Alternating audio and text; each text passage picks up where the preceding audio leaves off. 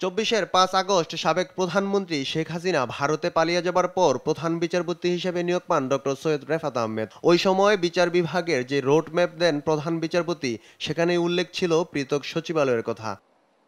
অবশেষে রোববার রাতে জারি হয় সুপ্রিম কোর্ট সচিবালয় অধ্যাদেশ ২০২৫। এর ফলে নির্বাহী বিভাগের পুরোপুরি নিয়ন্ত্রণ মুক্ত হয় বিচার বিভাগ। জারি করা হয় পৃথক সচিবালয়ের অধ্যাদেশ। এই সচিবালয়ের সার্বিক নিয়ন্ত্রণ থাকবে প্রধান বিচারপতির হাতে। সুপ্রিম কোর্ট সচিবালয় অধীনস্থ আদালত ও প্রশাসনিক ট্রাইব্যুনালের তত্ত্বাবধান ও নিয়ন্ত্রণ সংক্রান্ত প্রয়োজনীয় সব প্রশাসনিক ও সাচিবিক দায়িত্ব পালন করবেন।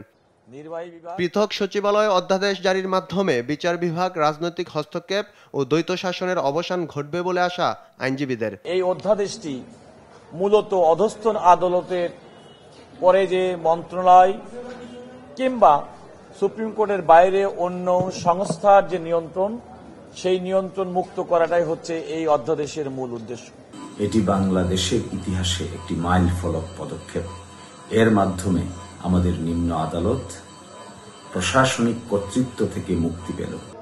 জুডিশিয়ারি, বিচার বিভাগ এবং ন্যায় বিচারের স্বার্থে ভবিষ্যতে সরকার এই বিধান কার্যকর করবে বলে আশা করেন মামলার বাদী মাসদার হোসেন। আমি সরকারকে প্রথমেই বলেছি, ধন্যবাদ দিচ্ছি যে আমাদের জুডিশিয়াল সেপারেশন হয়েছে, যদিও পরিপূর্ণ নয়। তারপরেও আজকে অধ্যাদেশ হওয়াতে আমি খুবই আনন্দ বোধ করছি, কারণ অধ্যাদেশে দীর্ঘদিনের সাধারণ জনগণ, সাংবাদিক, পিপুলের স্বার্থেই তো আমরা জুডিশিয়াল ইন্ডিপেন্ডেন্ট চেয়েছি। বিচার বিভাগ পৃথকীকরণ মামলার বাদী ১৯৯৯ সালের ২ ডিসেম্বর নির্বাহী বিভাগ থেকে বিচার বিভাগ পৃথকীকরণের রায় দেয় সুপ্রিম কোর্ট। ওই রায়ের পর ২০০৭ সালে তত্ত্বাবধায়ক সরকারের আমলে ১ নভেম্বর নির্বাহী বিভাগ থেকে বিচার বিভাগ পৃথক করা হয়। কিন্তু দীর্ঘ ১৫ বছরেও পৃথক সচিবালয় প্রতিষ্ঠার কোনো উদ্যোগ নেয়নি আওয়ামী লীগ। ফেরদৌস রহমান, দেশ টিভি, ঢাকা।